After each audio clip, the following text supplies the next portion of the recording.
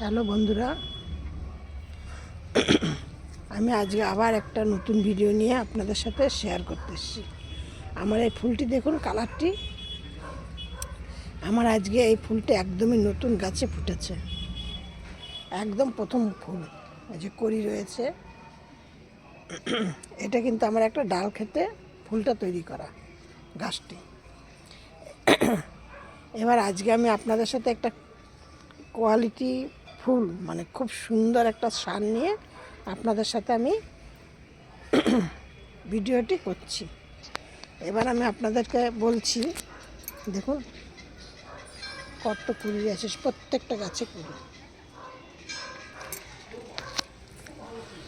এই দেখুন, আমার ভুলের জন্য আমি কালকে গাছে জল দিতে ভুলে গেছিলাম। এই যে দেখেছেন কত কুড়ি রয়েছে, একদম দেশি। এই সবগুলি গাছে আপনাদের আমি যেগুলি দেখাচ্ছি, এগুলো সব কিন্তু দেশি ফুল, দেখেছেন।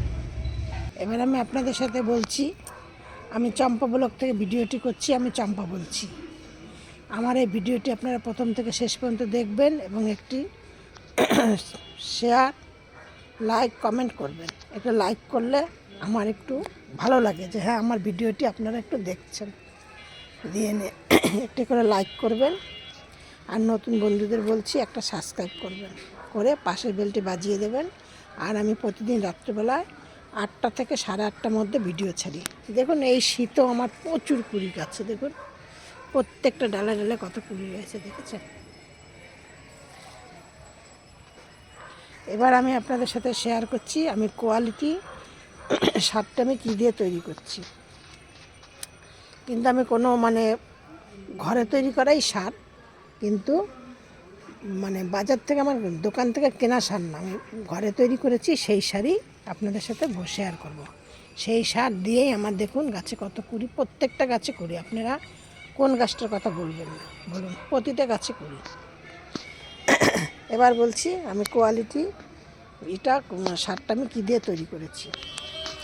এবার আমি করেছি, ধরুন এই 4-5 গ্রাম দারচিনি ভালো করে ফুটিয়েছি, তার মধ্যে 3টে এলাচ দিয়েছি, আর 7-8টা গোলমরিচ থেতো করে দিয়েছি। দিয়ে এইটাকে ভালো করে ফুটিয়েছি, আর তার মধ্যে কিছুটা কফি, মানে ফুটিয়ে নিয়ে নামিয়ে নিয়ে তার মধ্যে কিছুটা কফি দিয়েছি। কফি দিয়ে ভালো করে নেড়েচেড়ে নিয়েছি। আর 3-4 দিন আগে আমি ওই পাকা কলার খোসা ভিজিয়ে রেখেছি, আর এই 7-8টা পাকা কলার খোসা ভিজিয়ে রেখেছি। দিয়ে আর কিছুটা সরষের খোল, 1 মুঠো সরিষার খোল ভিজিয়ে রেখেছিলাম।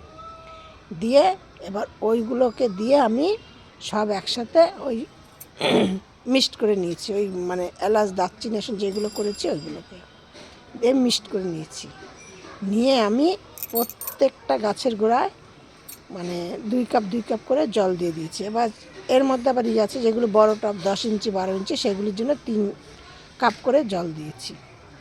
দিয়ে প্রতিটা গাছে এরকম জল দেওয়ার 7 দিন 8 দিনের মধ্যে দেখছি গাছে ঠিক কুড়ি আসা শুরু করেছে। এই যে দেখুন ছোট্ট ছোট্ট ছোট্ট ছোটো সব কুড়ি আসছে, এরকম কুড়ি আসা শুরু করে দিয়েছে।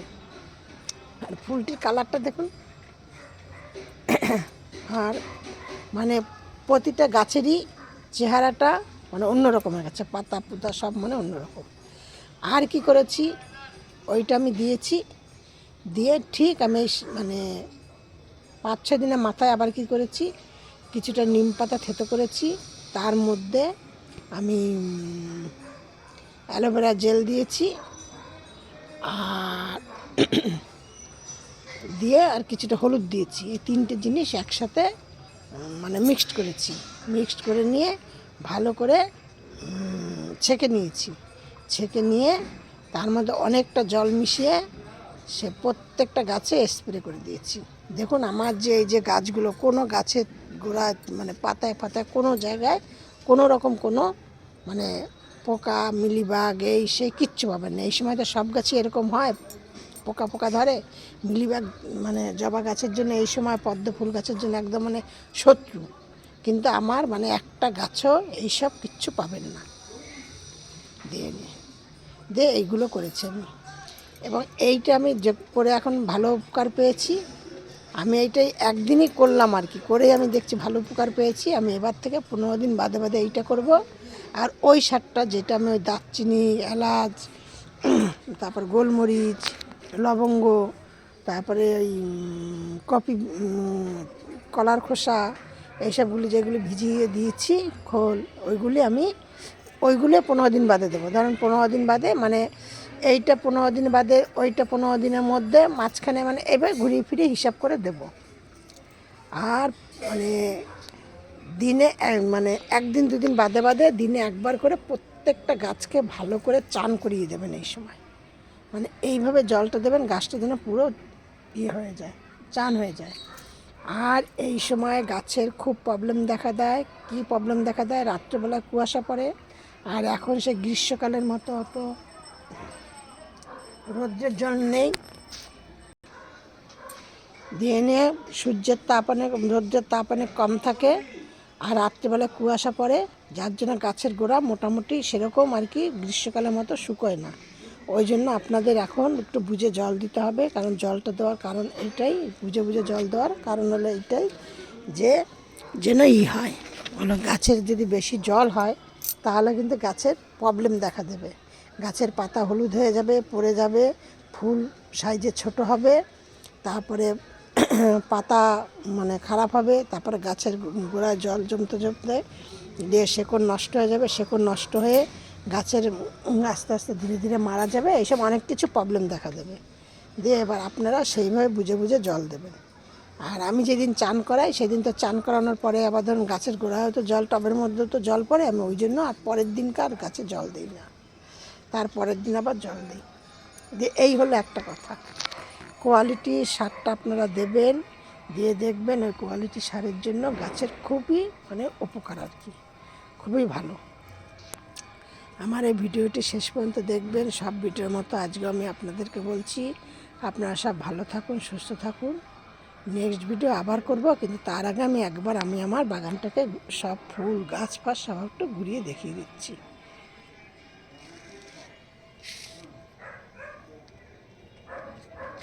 লঙ্কা গাছে দেখুন কত লঙ্কা হয়েছে।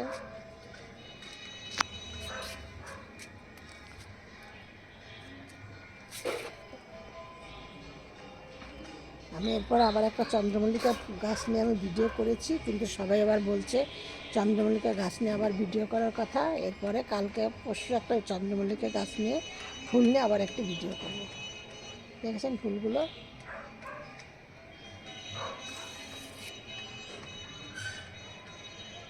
ঠিক আপনারা এইভাবে গাছের যত্ন করুন।